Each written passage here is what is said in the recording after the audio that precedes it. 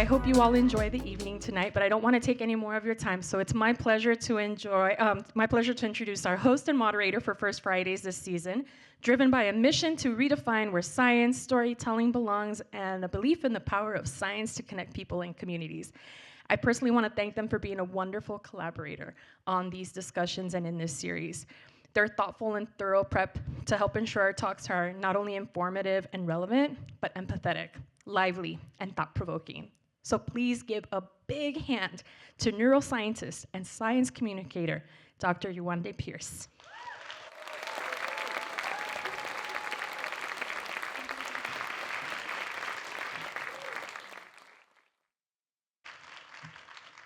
Everyone, and welcome to First Fridays, the first Fridays of the season in this beautiful new space. This is very exciting to have this theatre, and it's really great to see you all. I'm super excited for our first discussion of the season, which is healing sounds. So I think we can all agree that sound has long been recognized as a powerful force for well-being and a fundamental part of our evolution. But the true question is, where does it truly fall on the spectrum between simply being good for us and having measurable healing properties? So historically, cultures have used sound for meditation, ritual, healing, yet modern science is only actually beginning to scratch the surface of decoding its mechanisms. So this discussion will explore what research has known for a long time, recent discoveries, and the unanswered questions about sound healing's potential. We'll also examine how these insights are reshaping mental health and medicine, and whether they align with the challenges of existing medical networks. So I'm super excited to introduce our guest for the discussion this evening. Please welcome Dr. Azier Alsop.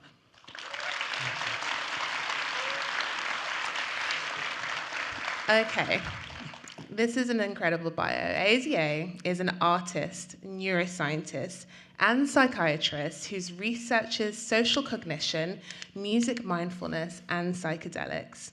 Azier went to college at NCCU and received his training from the Harvard MIT MD PhD program, where he was also an Emerson Scholar at Berklee College of Music, and he completed his clinical training in psychiatry at Yale. He is an assistant professor at Yale and Howard University and director of the Center for Collective Healing. And he has co-founded several companies that combine art, science, and community building to drive social change. Thank you for joining us, Dr. Azier. So, I mean, that's not impressive at all. As an artist, neuroscientist, and psychiatrist who conducts research at the intersection of social cognition, music mindfulness, and psychedelics, I really say this sincerely. I really couldn't think of a more fitting guest for this discussion. So thank you for being here. And I think what's striking about your work is that your approach to scientific inquiry really challenges the common sort of reductionist approach in Western education and really advocates for a more integrated understanding to complex systems. So I'd really love to just start the discussion off by you sharing what inspired each of these paths and when they began to converge, because they are, I mean, on the surface quite separate, and then how that's shaped your research at Yale and Howard. Yeah, I feel like it's been a lifelong journey in that, you know, I grew up in a family that was very musical. You know, both of my parents sing. And my dad's also a minister. And so there was a lot of music around, and sort of very early on saw that music could move people in very profound ways, not just in a spiritual way, but also in an emotional way. I was also very inquisitive as a child, very into biology and how animals behave, how people behave. And my parents, you know, my dad being a naturopathic physician as well, and my mom being an educator, really helped really instill that drive and love of learning at an early age. And so by high school, I was very much into science and biology, and also in, you know, band and concert choir. But they still felt like very separate things, even as I went to college, where I majored in biology, but then also was studying philosophy and jazz studies. And I think that was a time where things started to come together, but we're still quite separate. Going into med school, I really started to fall in love with psychiatry and neuroscience, and this idea that we could use neuroscience to better understand how people behave, how changes in the brain can alter behavior, and what that means for not only individuals who are suffering in different ways, but what that means for society and how you construct society. At that time, as I mentioned, or as you mentioned, there was a fellowship that I was able to do at Berkeley where we were exploring sort of traditions and languages that have passed through different, African diasporic genres and how that have moved collective, groups of people. And so I started to really see these connections, and it wasn't until residency in psychiatry where it became clear that there was a huge opportunity to use tools like music, which are very accessible, don't have to be resource intensive, can be very scalable, and already have a lot of evidence to have impact on health. And now it's really about building that evidence and fine-tuning it in certain ways. And it was clear that music is one of the most ancient medical forms.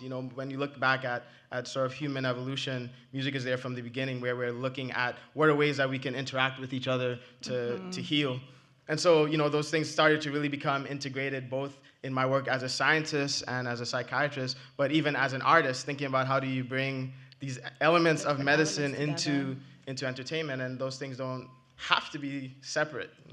Yeah, and I think, thank you for sharing that. I think what's really beautiful about it is it feels like it was all driven very much by curiosity, like a real care for how we relate to each other, but then even the interest in the music.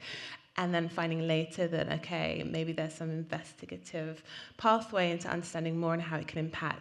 Like the biology, I think, is really important, because I think all of us sat here intuitively know that music is healing or is good for us. And it feels like you've had that organic experience, but you've had this opportunity to really actually get into the nitty-gritty science of it, which is why I'm so excited for you to be here. And you said that your dad was a minister as well, so you participated in church.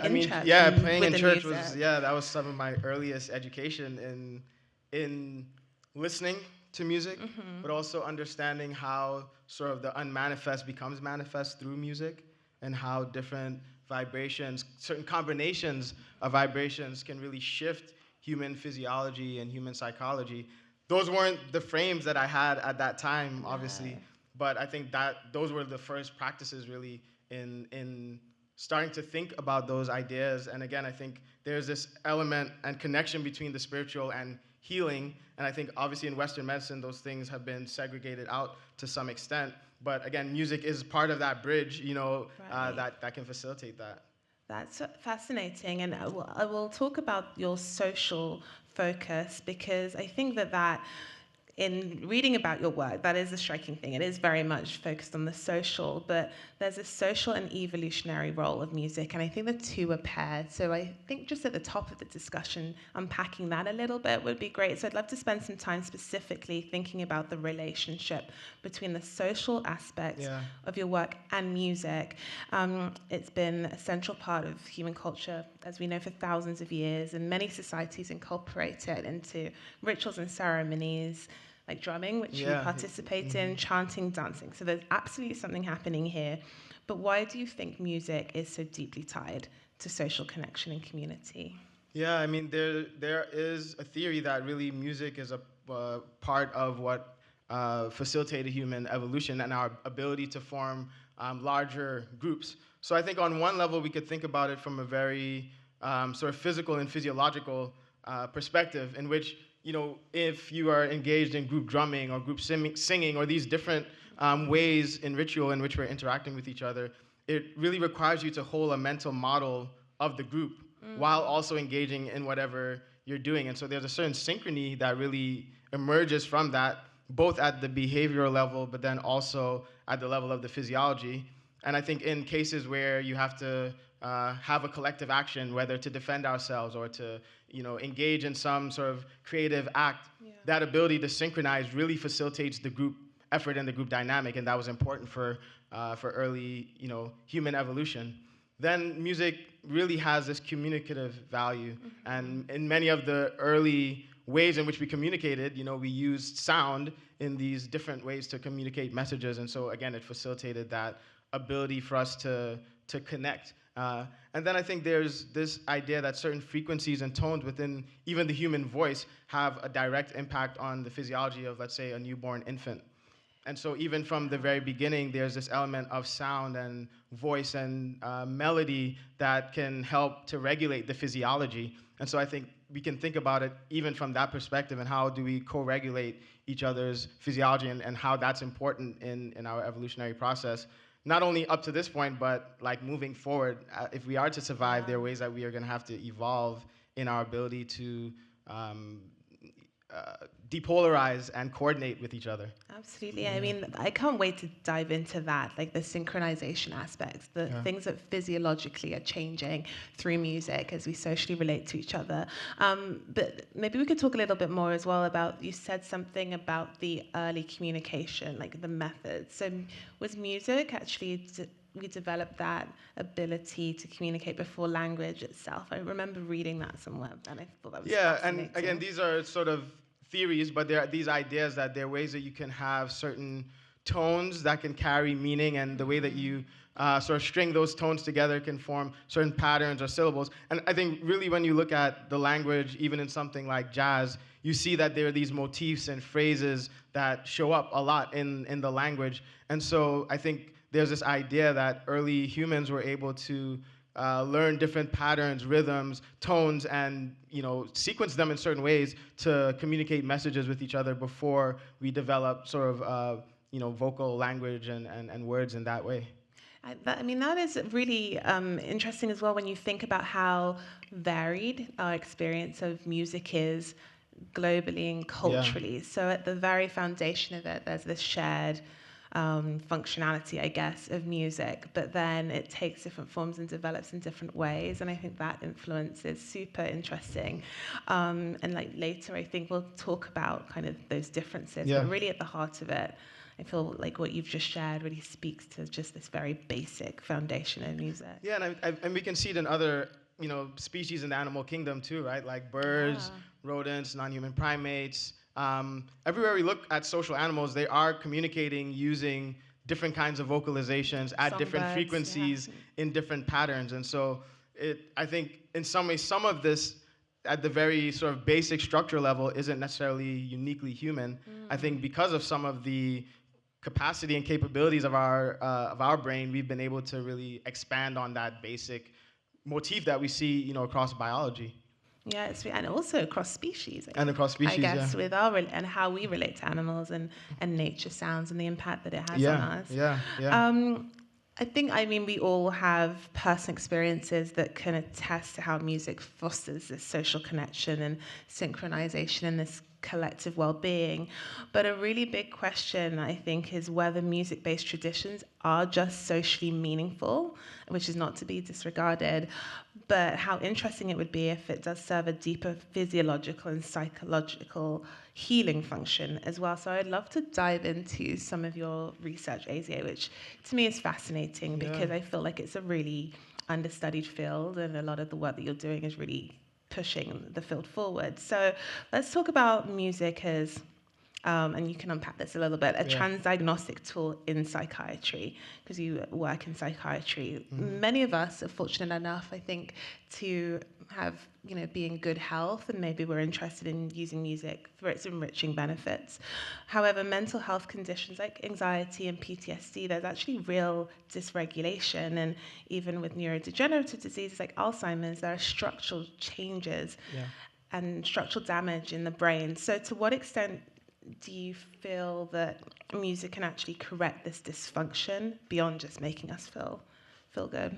Yeah, I think the answer to that is variable depending on the use case, right? I think we already have examples, for instance, that for things like anxiety and depression, music can be quite effective in treating those symptoms, particularly in combination with other treatments.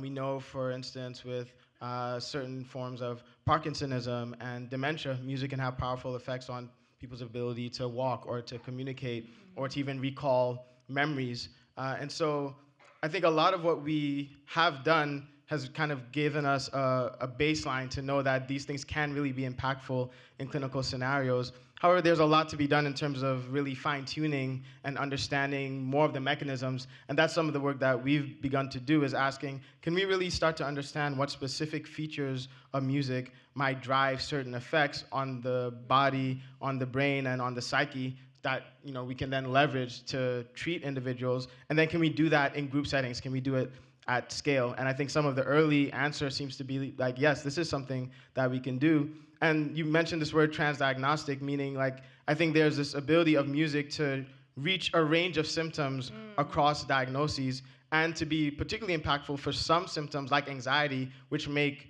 like all the symptoms worse across different psychiatric conditions. So someone, let's say, who has a diagnosis of schizophrenia, when they have anxiety, their symptoms are going to be much worse than when they don't, right? And so if we can find these non-pharmacological ways like music or mindfulness to manage those elements of the symptoms, we can reduce even the number of medications someone might have to take.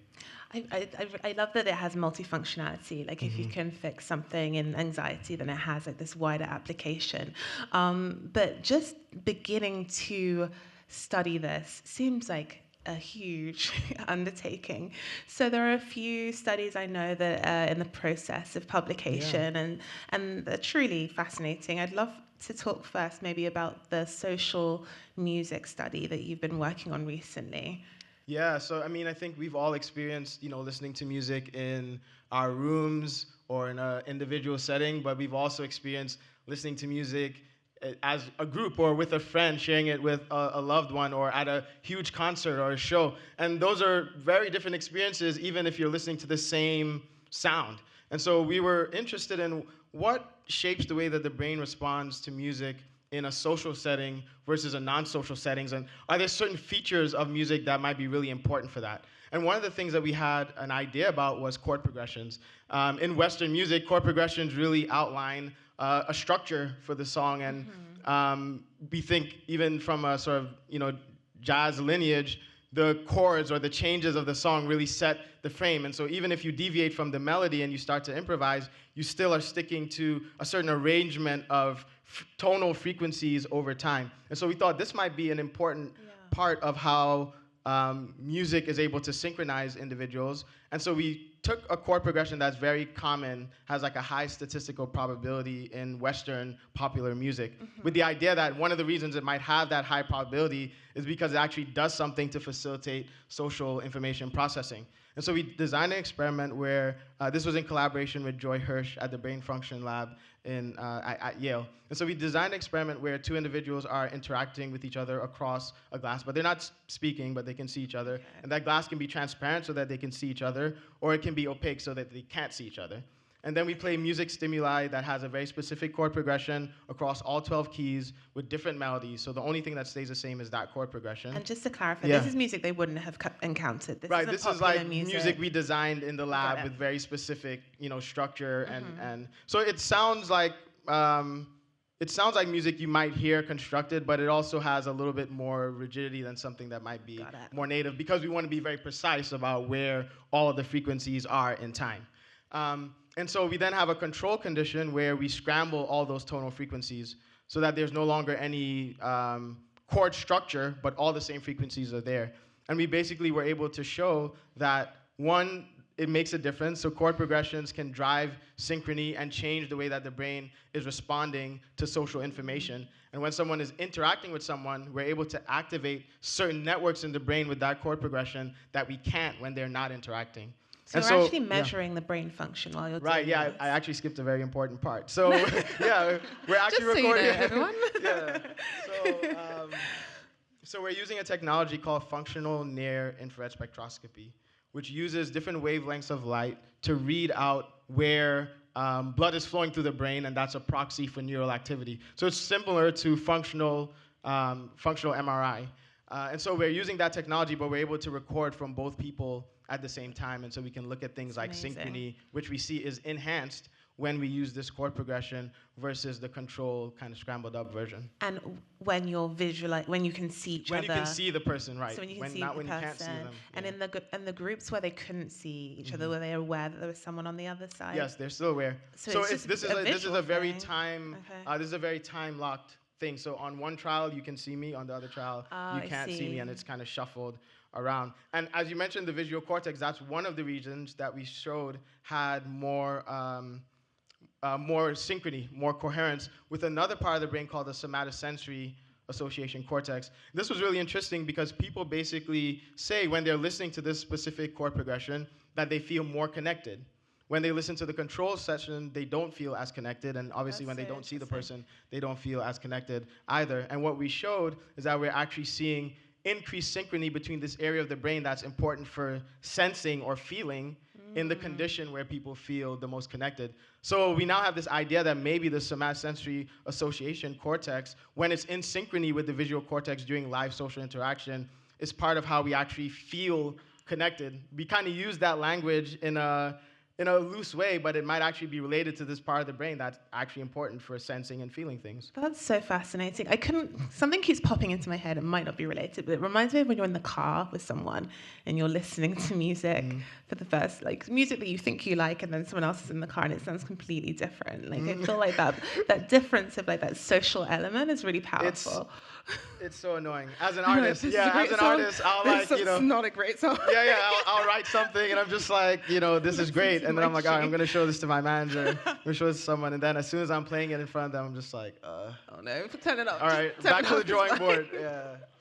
That is really, really interesting. And so the application of this, that helps us to understand like the root of the music in our social bonding. Yeah. But what is like the application that you would use this for? Yeah, so the idea really is to first understand mechanism and features. So now we have chord progressions as a potential really important feature. We have a mechanism, increased synchrony in these areas of the brain that are important for feeling and social connection. So now we have the idea of, so can we design music with these specific features in settings where we want to drive social cognition? So for instance, during therapy or during psychedelic-assisted therapy, or different sorts of group activities, we can sort of, with intention, construct musical stimuli that can facilitate the social interaction. And again, this is not new because we're picking a chord progression that's already popular, right? But It's but now we're understanding. So why intuitively did jazz musicians converge on this chord progression? And and part of the answer might be is because it actually is doing something to the way that the brain processes social information. And so I think the more that we have these sort of mechanistic understandings, we can then be very intentional in how we construct music therapeutics. And sort of the translational aspect of my lab is then asking, well, what are the clinical and more importantly community-based settings that we can then sort of apply these mechanistic sort of understandings to? Yeah, like you said, psychedelic-assisted therapy. I'm thinking group therapy settings. So that's one kind of study that you're doing. You're also working on another study, which is different. I just would love to talk about that a little bit, just to show like the full scope of sort of the design and the rationale for this, which is like the Bloom music study, which is a little bit different. Yeah, we're really excited about this study. Again, it gets closer to this idea of how do we take what we know and put it in a setting that might be able to drive outcomes. And so in this study, we looked at individuals that have anxiety and depression in the community, and this is done at a community center in New Haven called Bloom. And so individuals come in to participate in a live music mindfulness session. What that is you have a live instrumentalist and a live mindfulness facilitator, and there's a background track that we've constructed in the lab with certain features that we hypothesize would drive parasympathetic activity. And then we have the live musician and the facilitator, and they are leading individuals through a focused attention or a motivation-based mindfulness exercise. And while they're doing that in this kind of real-world setting, we're recording EEG data and heart rate data from those individuals, as well as psychometrics on things like altered states of consciousness, social connection, perceived stress, and levels of distress. And what we were able to see actually is that even within 5 minutes, we're able to drive parasympathetic activity when individuals are engaged in these sessions of music mindfulness, and that it improves not only their distress, but they have enhanced altered states of consciousness and enhanced social connection when participating in just one session of this intervention. And so in that context, we're looking at sort of a naturalistic, ecologically relevant setting where we have a music-based intervention that we had prior evidence might be impactful. We're able to look at things like heart rate and EEG data where we saw frontotemporal activity to get an understanding of what is the mechanism that might be driving the effect, and then we can also measure that this is actually having an impact and having psychological, improvement for individuals with anxiety and depression. We just, had that paper, be ready for publication. So yeah, excited about that. And I love that it's like really tying back to actually the brain and where in the brain these things are happening. I think we'll dive into this a little bit more. That's a really good segue to the next topic that I wanted to talk to. But just as we wrap up, just thinking about the research you do, the medical industrial complex is, of course, built on pharmacological interventions. Yeah. So how do you really see music-based interventions fitting into the mainstream mental health care, and how much of that is already happening? Yeah. Well, I'm a psychiatrist, so I think I'm supposed to say that we still need to take our medications. It's recorded. No, but I think part of the challenge is really how do we first have a more integrated model of the being, right? That isn't just focused on the pharmacology or the biology, or that understands that there are different ways in which things can converge upon that biology, and then how do we create treatments that actually take into consideration that more holistic view. I think in some of our practice of psychiatry, we did become excited about the potential of the pharmacology and the potential of understanding the neurobiology. And again, I am a neuroscientist, so I think there is a ton of value there. And I think there's also a ton of value in broadening our scope and asking how have these more intuitive practices been already useful in ways that we haven't even thought of measuring, or understood. But then how do we then integrate them into the clinical systems we already have? And in some cases, maybe shift our model for what these clinical systems may need to look like so that they better address the problems that we face. I mean, it's clear that we're not doing well with the mental health crisis. Yes. COVID-19 and the loneliness epidemic makes these things worse. The system we have isn't working. It's not going to work. So how do we be courageous and creative in thinking about these different tools that we have at our disposal? And so I think, yes, absolutely, music should be a part of that. Mindfulness, psychedelics, these different tools in thoughtful intelligence, evidence-based ways. And also, like, your SSRI might be helpful for your depression, right? And I think those things should live together. Yeah, and I think, that acknowledgement of this important holistic effect being really valid, because SSRIs, for example, they don't always hit the mark. They don't help everyone. There's obviously something not working with the pharmacological route, and as evident from the research that you're doing, there's something really at the core of this in terms of the neurobiology, which is super fascinating. So intuitively, we know that music has an impact on our bodies, and we've talked about that. It does make us feel good. We've touched on this through your research, but as a neuroscientist myself, I would like to talk a little bit about the nitty-gritty, and just you've mentioned the parasympathetic nervous system. I would love for everyone to be on the same page with what that means. So there are two ways of really thinking about this. You've got the autonomic nervous system. We've got the CNS, the central nervous system in the brain. Yeah. So let's talk about the autonomic nervous system, because that's actually kind of novel in a way, sort of focusing on that system. It plays a key role in how we experience stress and relaxation. But what is the autonomic nervous system, and how does music influence that system specifically? Yeah, the autonomic nervous system has become something I'm more and more fascinated with. I mean, it's the part of the nervous system that essentially runs all the background functions in a sense, right? So like your heart is beating, and the way that your heart rate is going to change, it does that. You don't have to think about it. Yeah. How you're breathing, it does that sort of in the background. You don't have to consciously breathe, but you can consciously breathe, right? Energy mobilization throughout the body, temperature regulation, all these things are being regulated by the autonomic nervous system, which we think of as having two branches, the sympathetic branch and the parasympathetic branch. So colloquially, people have thought of the sympathetic branch as the fight or flight branch. So, sort of very acute response to threat or reward requires big mobilization of energy to do things. The heart rate goes up, the breathing goes up, you're very focused, adrenaline, endorphins, that whole thing. Then the parasympathetic has been thought of more as like rest and digest, where there isn't an acute threat, there's more sort of a return to homeostasis. You're able to sort of, again, deal with some of the functions that are not as important when the lion's about to eat you.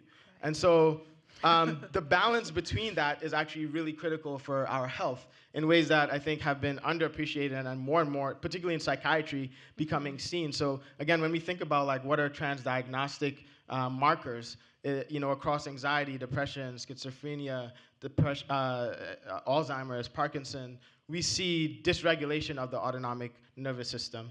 And particularly within mental health conditions, sometimes the sympathetic drive is too high compared to the parasympathetic. So the system is always in a high stress, responsive state. And it wasn't designed to do that. And so that always running away from exactly, right? And so I think that automatically puts the system in disequilibrium, and that can lead to a genesis of symptoms in many different ways.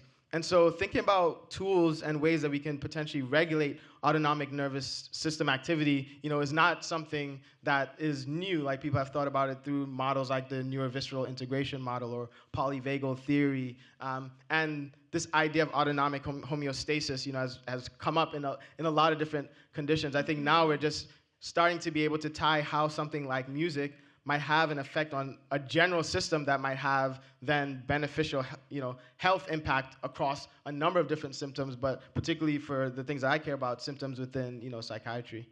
Yeah, and because this is where I think it gets really interesting, because the focus of your work is, okay, what is measurable? What can we measure? And you touched on this a little bit in terms of the chord progressions, like what's at the root of a chord progression? Yeah.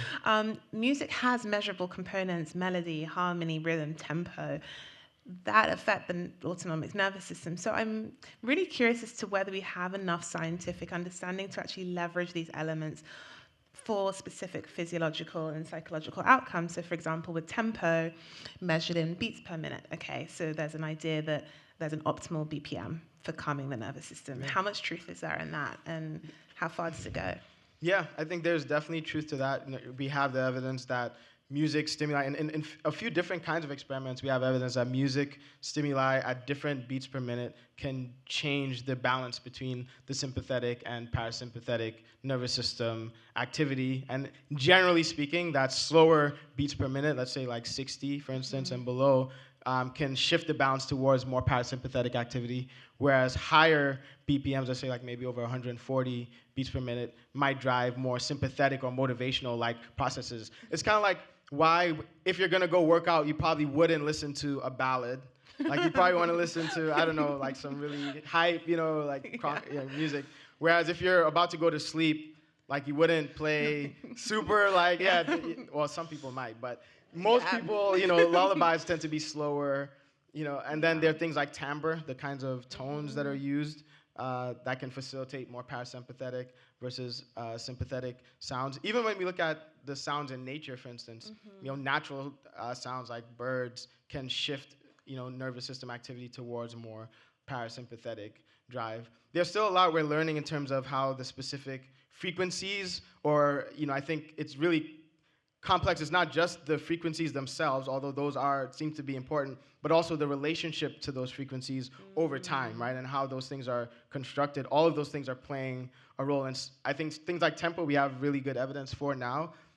Things like chord progression and certain melodies, we have some evidence for, but we're still really, I think, building like a set of how these different, features would specifically drive and shift that balance, between parasympathetic and sympathetic activity. I'm excited to talk about the frequencies and like sound baths and some of these newer ideas. So I'm going to pin that for a second. Yeah. But I think BPM is something that maybe a few of us have heard of before. Is there anything else that's actually surprising that you're finding to do with, I don't know, harmony, a different kind of component of music that is not as kind of maybe obvious?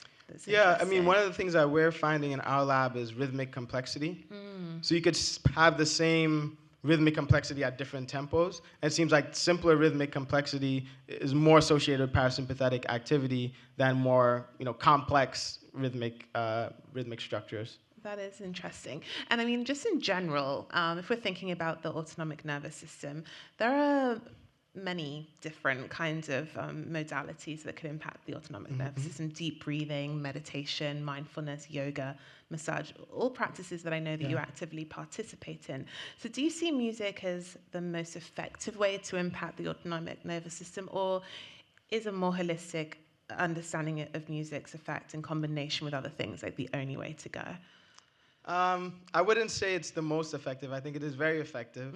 For some people, I think it can be the most effective because it can provide just a very powerful sensory vehicle for just the system in general, or for specific exercises or activity or intentions that someone might have that might be harder to do in silence, for instance. And so I think it can be, for some people, the most impactful.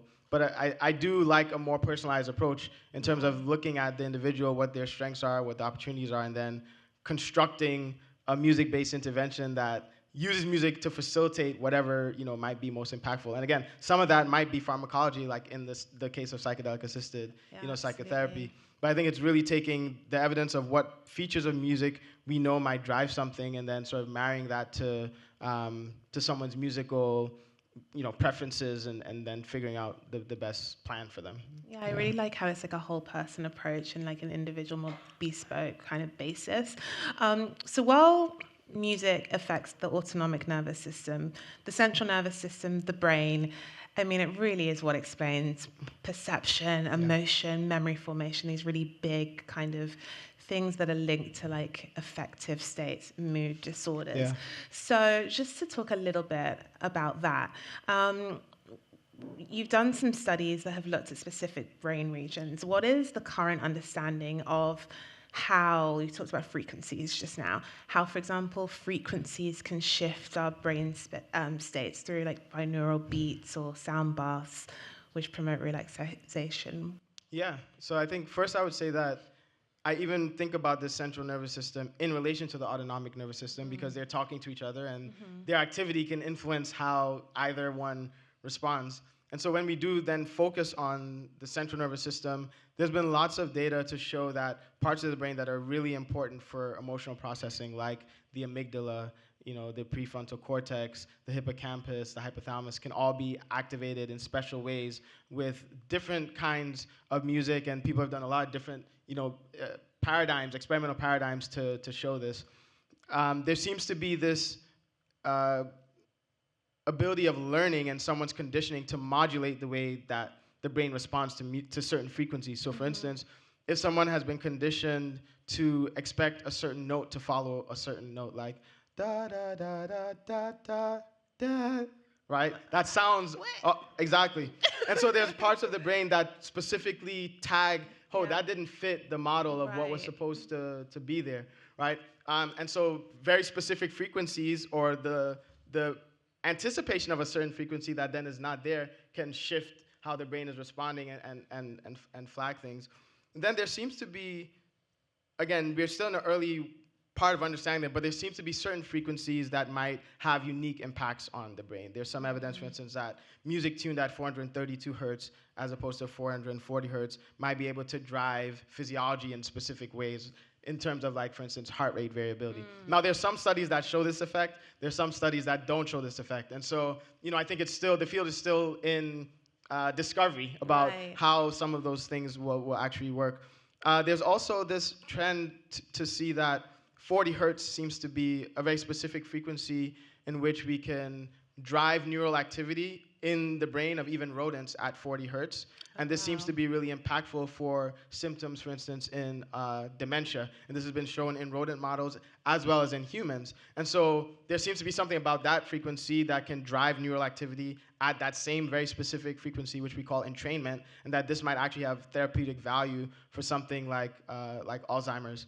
And then people have shown you the value of sound baths in shifting, for instance, again, parasympathetic activity. And then there's a whole body of knowledge sort of outside of Western, sort of Western medical system that shows how, different frequencies can activate certain energy centers or chakras within, the body. And I think there's just so much, evidence that we might not also consider that speaks to the ability of different types of sound and different types of frequencies to shift and shape our physiology. And a lot of what we're doing now is starting to try to merge and understand sort of how these different frameworks are relevant, to each other. Because, thank you for sharing all that, because it does sound like there's just a lack of paradigms really to study it all, but there's something there, like with the frequencies. The other day I was on Instagram and I got a targeted ad that was like, listen to this frequency and it like extinguishes ADHD immediately. And I was like, I know better than that. But actually what you're saying about Alzheimer's, maybe... Yeah, I think it's fascinating. I feel like there's definitely a cautionary tale around this, like not to jump not to jump to conclusions, but Absolutely. Definitely it's worth investigating on a deeper level. Absolutely, and like that 40 hertz finding is something that now has been, again, it's been shown in animal models, has been replicated in animal models. There's some early phase clinical trials that seem to show evidence. So I do think there are things out there, but I think the field also has a lot of intuition-based practices and things where I think it can be harder to really know what is what from a Western medical perspective or from a neuroscientific perspective. Yeah, I think that's a really important point to say as well. Like we're working within a specific framework and there's more outside of that. I want to save some time for questions, but just to kind of wrap up, I'm thinking really about the future of music technology and mental health. So another feature of Dr. Razier's work is that you really you harness the power of computational neuroscience and AI in a really incredible way, which I'll let you speak more about. But I think in general, digital music platforms, AI, computational neuroscience, all changing the way that we not only create, but also consume music and now how we use it for mental health. Yeah. So where do you think that's going? Is this something that you think will actually help drive the field forward? Or, again, is there any caution there that we need to take in how we're using these? Always caution when it comes to us humans. Yeah, agreed. But I do think there's so much opportunity. I mean, we are really living at such a powerful, I think, time in our history where there's so much calamity and so much challenge and also so much technology and resource and potential. And it's like, how are we going to like leverage those things against each other to survive? Yeah. So I think on one hand, I think from the aspect of understanding data and data analysis, there's a huge opportunity, right? Most of our practice has been, as you mentioned, a very reductionist practice in which we really try to look at an independent variable, look at a dependent variable, and really isolate things in a certain way, which is very useful to have a certain type of knowledge and has had huge impact. And also sometimes when you reduce a system in a certain way, you're no longer actually studying the thing that you want to study, right? Because there's a certain level of complexity and multifactorialism that's lost. And I think there's a huge opportunity with AI to begin to understand data that is complex and multifactorial and be able to understand patterns. And so we can get closer to the natural context of the system, which is a very complex system that we're trying to understand. And we can collect huge streams of data from multiple features and factors of that system, and then in collaboration with AI, begin to actually understand what are the patterns and mechanisms. I think that is a huge opportunity to really solve some of the degree of complex problems that we have to solve, particularly when it comes to the social domain, particularly when it comes to mental health. And then when it comes to actually development of music therapeutics, I think there are really some exciting opportunities to be able to really personalize the music medicine in a way. And that's some of the work that my company, Me Freely, is doing, for instance, is looking at how do we take people's music playlists, from that be able to understand what their music preferences are, kind of sonically and aesthetically, and then use that to power a generative model that knows all the evidence-based features for music therapeutics, and then give that to them for their anxiety when they're about to crash out, as my kids say. Wow. And so I think those are just two examples of, I think, the kind of opportunity that computational approaches and artificial intelligence can bring to the field. That's really fascinating. I really like this idea of like a personalized approach to medicine, which is happening across medicine, across the board. But I love that there is this opportunity to bring music into that. Um, AZA, thank you so much for Thank you for sharing your inviting me. incredible Yeah, this was fun. energy, research findings, and these insights with us. And honestly, from the bottom of my heart, really please keep doing the innovative and impactful work that you're doing, especially at this time where funding is kind of a little bit of a scary thing. Like this is where I think we need to be investing more resources. And keep us posted. We want to know more, get a deeper hopefully they understanding listen of to you. music. So we would love to hear from you if you have any questions. Oh, look, so many arms up already. So how we're going to do this time in this space, bear with us, is there are NHM staff on either side. If you could make your way towards the edge, then you'll be able to ask a question. There you go. Hi, thank you so much for coming. I'm just curious, as a musician, I'm over here. As a musician yourself, do you ever think about incorporating your insights from your research practice into your songwriting or your musical practice? Like, oh, I'm going to use 432 because that might be promising in certain regards, or I'm going to incorporate 40 hertz into my work, or certain timbres and tones. And how do you integrate your research into your musical and creative work? Yeah, thank you for asking that. And that I think has been one of the more rewarding developments that's happened in the last really like year or two, is really starting to feel like there's a lot that I'm understanding from the evidence-based side that I can really naturally infuse into the work. And I think that it has evolved in that way, where the last event that we had at the Kennedy Center, Music for the Collective, was just that, where it was like my music as an artist, but really infused with evidence-based practice. That's a great question. Just on the right here. A sympathetic nervous system is activated right now. Exactly. Hi, everyone. Fittingly, my name is Melody, and it's very nice to meet you both. And this is such an incredible talk, and your research is so important, so thank you.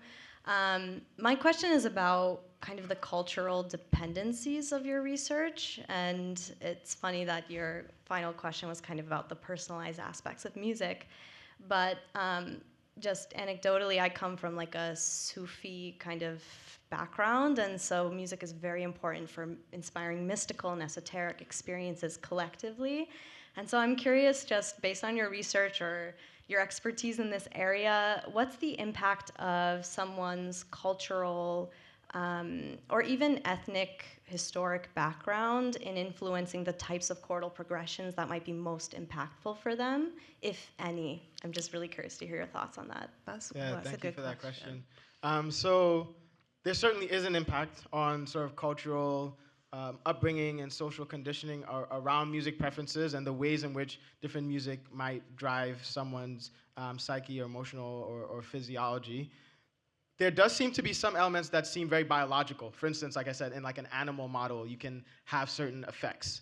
And there seems to be some of that that's translational, but certainly modified by culture. One study that we've done that kind of looks directly at this is I have a really talented senior thesis student who does Indian classical music and was really interested in the impact of ragas on psychology and cognition. I won't spoil all of her thunder, but essentially, there are some features of the ragas that seem to be that seem to have impact whether someone is an Indian musician or non-musician, or non-Indian musician or non-musician. However, if someone is an Indian musician or non-musician, there are certain features that are driven in ways that they're not in the others. So there are parts that are modulated, and there are other parts that aren't.